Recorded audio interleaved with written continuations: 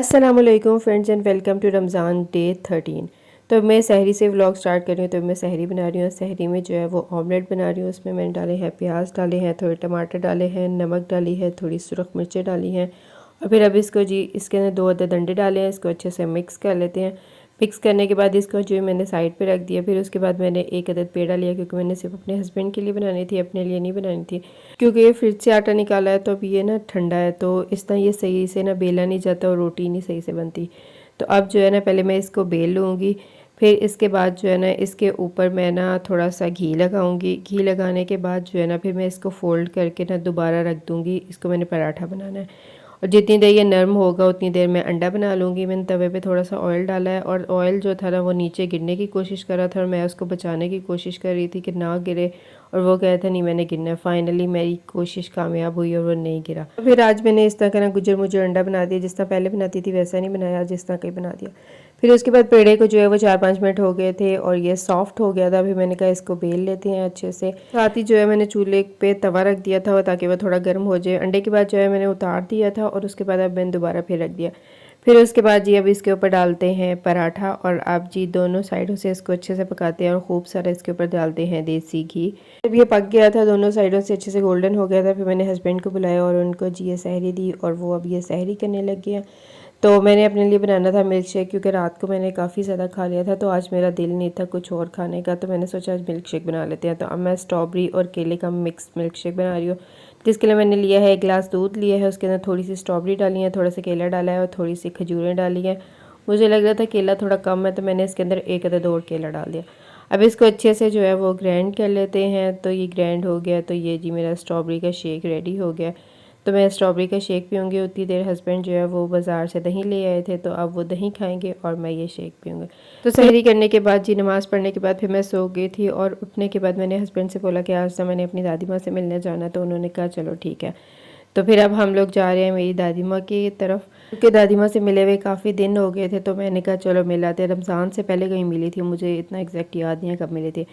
तो क्योंकि जब छुट्टी हो मेरे हस्बैंड को, तभी वो हम लोगों ने जाना होता है, मतलब अम्मी की तरफ या कब्रिस्तान या जहाँ पे मैंने कहीं जाना होता है, तो हम लोग तभी जाते हैं।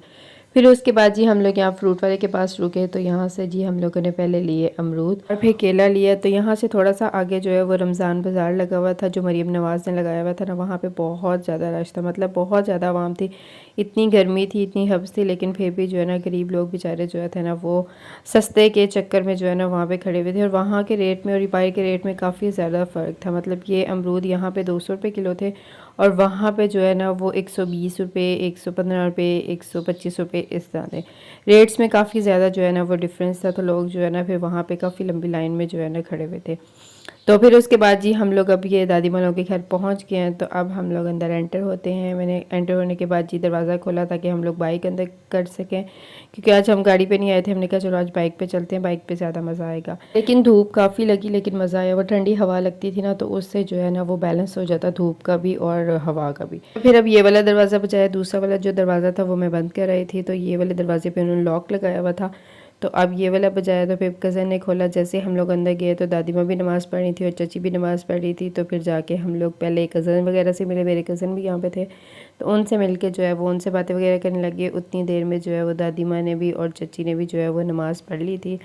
तो फिर उसके बाद दादी माँ और चाची वगैरह से मिले। फिर हम लोग काफ़ी देर है ना यहाँ पे बैठे रहे। दादी अपनी स्टोरियाँ सुनाती रही, और है ना हम लोग आपस में वैसे ही बातें डिस्कशन वगैरह करते रहे, थोड़ी बहुत जो मजाक मस्ती वगैरह करते रहे। ये दादी माँ माशाल्लाह काफ़ी बुजुर्ग हैं, लेकिन अल्लाह का लाख लाख शुक्र है कि वो नमाज़ सही पढ़ लेती हैं। उसके अलावा अपने सारे काम है ना खुद कर लेती हैं, मतलब वॉशरूम वगैरह खुद चली जाती हैं, और बाकी छोटे मोटे अपने काम है चलती फिरती माशाल्लाह ठीक है। अल्लाह पाक इसी तरह उनको सेहतमंद और तंदुरुस्त रखे, वो अपने काम कर सके। तो फिर उसके बाद वो मुझे अपनी स्टोरियाँ सुनाने लगी कि ये हुआ वो हुआ, मैं रोज़े रखती हूँ नहीं रखती। तो वो कह रही थी कि मैं रोज़े नहीं रखती, और उन्हें इस बात का बड़ा ना दुख था कि वो नहीं रखती। मैंने कहा चलो कोई बात नहीं, खैर है, आप ना ऐसे करना, इसके हदिया दे देना, इसके पैसे दे देना। तो वो कहती हैं चलो ठीक है। मैंने कहा रोज़ा ना भी रखोगी तब भी कोई मसला नहीं है, आप हदिया देती रहना। तो वो कहती थी चलो ठीक है। फिर उसके बाद दादी माँ मुझे बताती रहीं कि मुझे यहाँ पे दर्द है, मेरा सर दर्द करता है, मेरे टांगें दर्द करती हैं, क्योंकि एज काफ़ी ज़्यादा है माशाल्लाह से उनकी। तो उस वजह से अब एज के साथ साथ है ना उनको इस तरह के दर्द वगैरह है ना वो रहते हैं। फिर उसके बाद जी हम लोगों ने कहा कि अब हम लोग चलते हैं घर, क्योंकि इफ्तारी का टाइम जो है वो अब नज़दीक आ रहा है। तो हमने दादीमा को बोला कि आप यहीं पे मिल लो, हम बाहर चलते हैं। वो कहती है नहीं, मैंने भी बाहर तक जाना है। फिर कज़न जो है वो उनको एक साइड से पकड़ के जो है ना वो लेके जा रहा था, क्योंकि अब काफ़ी ज़्यादा वो ना वीक हो गई हैं और कई दफ़ा इस तरह होता है कि चलते चलते जो है ना वो गिरने लगती हैं। तो फिर इसलिए जब भी ये जा रही होती है ना, ट्राई करते हैं कज़न के ना साथ में जाएँ या इनको ना पकड़ के चलें, ताकि ना ये गिरे नहीं, क्योंकि बुज़ुर्ग अगर खुदा ना खास्ता गिर जाएँ तो और ज़्यादा मसला होगा। तो अब जो है हम लोग सारे उन्हें कह रहे थे आप अंदर चलो, मगर वो कह रही थी नहीं मैं भी ना दरवाजे तक जाऊँगी। हमने कहा चलें ठीक है। फिर उसके बाद जी वो दरवाजे तक आई। फिर उसके बाद एक दफ़ा हम लोग पहले वाले दरवाजे के पास मिले, फिर एक दफ़ा यहाँ पे मिले। दफ़ा जो है ना वो मुझे मिलते मिलते जो है वो रो पड़ी। हालांकि पहले कभी ऐसा नहीं हुआ, लेकिन इस दफ़ा जो है ना वो रो पड़ी। पता नहीं क्यों, क्या याद आया उनको, मुझे नहीं पता चला। फिर मैंने उन्हें चुप करवाया। मैंने कहा मैं थोड़े दिन तक मैं दोबारा फिर आ जाऊँगी, कोई मसला नहीं है। तो वो कहती हैं अच्छा ठीक है। तो फिर अब ये चची आई हैं, उनको अल्लाह हाफ़िज़ का है। इनकी सोसाइटी से चलते हैं घर, क्योंकि इफ्तारी का टाइम जो है ना वो बहुत ही करीब आ गया था। घर जाके मुझे अब तैयारी भी करनी थी, अपने लिए अपने हस्बैंड के लिए चीज़ें बनानी थी। तो फिर घर आके जो है सबसे पहले मैंने उनके लिए फ़्रूट चाट बनाई। मैंने कहा ये तो ज़रूरी है, अगर ये ना बनी हुई ना तो फिर मसला हो जाना है।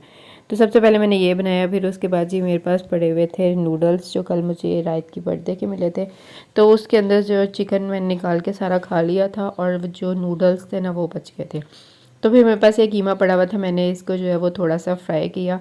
फिर इसके अंदर जो है ना मैंने डाला थोड़ा सा चिली सॉस और थोड़ा सा सोया सॉस डाल के इसको थोड़ी देर पकाया, ताकि इसका जो पानी है वो ख़त्म हो जाए। और फिर जब इसका पानी ख़त्म हो जाएगा, फिर इसके अंदर जो है ना मैं नूडल्स डालूँगी। नूडल्स सारे पके हुए हैं, बस एक दफ़ा इसको जो है इसके अंदर गर्म करना है और एक दफ़ा इसको अच्छे से जो है वो मिक्स करना है, ताकि जो मैंने अभी स्पाइसेस डाले हैं वो इसके अंदर अच्छे से मिक्स हो जाए। तो बस और कुछ नहीं करना। तो अभी इनको मैंने अच्छे से मिक्स कर दिया है। तो अब जी हम इसका चूल्हा बंद कर दिया मैंने, और अब इसको हम डालते हैं किसी प्लेट में। फिर उसके बाद जी मैंने आलू काट लिए थे, तो मैंने इसके ऊपर लगाया है थोड़ा सा नमक और थोड़ी सी सुरख मिर्चें। और अब इनको भी फ्राई करते हैं। ऑयल जो था वो इतना गर्म नहीं था, मगर मैंने आज स्पीडें पकड़नी थी, टाइम बहुत ज़्यादा कम रह गया था। तो मेरा ये था जल्दी जल्दी जो है ना ये सारे काम कर लूँ। तो मैं इसको थोड़ी देर पकाऊंगी। फिर उसके बाद जो है जब ये 80% पक जाएंगे, फिर इसको निकाल लूँगी और फिर दोबारा इसको फिर फ्राई करूँगी। तो मुझे लगता है कि इस तरह फ्राई करने से ना इसका जो ऑयल है ना वो कम आता है। तो दूसरी तरह से ना ऑयल जो है वो ज़्यादा चिप्स पे रह जाता है, और इस तरह जो है ना वो कम रहता है। तो अब इसको बाद में फ्राई करते हैं। फिर उसके बाद जी मैंने इस ऑयल के अंदर डाले हैं पकोड़े। पकोड़े डालने के बाद जो है मैंने कहा ये जो नूडल्स थे ना इनको डालते हैं बाउल में, और फिर इसको जो है वो टेबल पे रखते हैं। मैं जैसे जैसे जो चीज़ रेडी होती जाती है ना मैं उसको टेबल पे रखती जाती हूँ। पहले मैंने फ्रूट चाट रख दी हुई है, फिर उसके बाद मैंने रायता रख दिया, और अब ये भी रख देते हैं। फिर उसके बाद ये पकोड़े रेडी हो गए थे। तो अब ये पकोड़ों को निकालते हैं, और फिर उसके बाद जी इनको भी रखते हैं टेबल पे। साथ साथ जो है ना वो मैं दूसरे काम भी करी थी, खजूरें धो के रखी। फिर उसके बाद बाकी सारी चीज़ों को भी जो है ना टेबल पे रख दिया। कुछ जो है ये कल की चीज़ें हैं, मतलब चाइनीज़ राइस, ब्लैक पेपर और चिकन मंचूरियन, ये सब कल की पड़ी हुई थी, और बाकी जो है ना कुछ आज की थी। तो भी ये हमारा इफ़्तार का टेबल है। तो अभी हम करते हैं इफ़्तारी करने के बाद जो है ना फिर मैंने नमाज़ पढ़ी। फिर उसके बाद जी मैंने शपीडें लगाई और ये भांडे मांजे, क्योंकि ये जो है ना मांजने बड़े ज़रूरी हैं। इसके बिना जो है ना वो हमारा गुजारा नहीं है। अब इनको रगड़ा लगाते हैं। मैंने कुछ ज़्यादा ही रगड़ा लगा दिया कि मैंने एक गिलास भी तोड़ दिया, वो मैं आपको लास्ट में दिखाऊंगी। अच्छा, इफ्तारी के बाद ना इतनी हिम्मत नहीं रहती कि बंदा ज़्यादा काम कर सके, हालांकि इतना कुछ खाया होता है फिर उसके बावजूद हिम्मत नहीं रहती। इफ्तारी के बाद दिल करता है बस लेटे रहो या बैठे रहो, कोई काम ना करो। तो आप लोगों का भी ऐसा ही दिल करता है? कमेंट सेक्शन में मुझे ज़रूर बताइएगा। तो ये है वो गिलास जो मैंने तोड़ा है, जिसमें मैं मिल्क शेक पिया करती थी। चलो खैर कोई बात नहीं, अगर टूट गया तो। अब जी ये सारे इसके शीशे वगैरह और ये सब कुछ डस्टबिन में फेंकते हैं। तो आज का व्लॉग यहीं तक था। वीडियो अच्छी लगे लाइक करिएगा, सब्सक्राइब करिएगा चैनल को।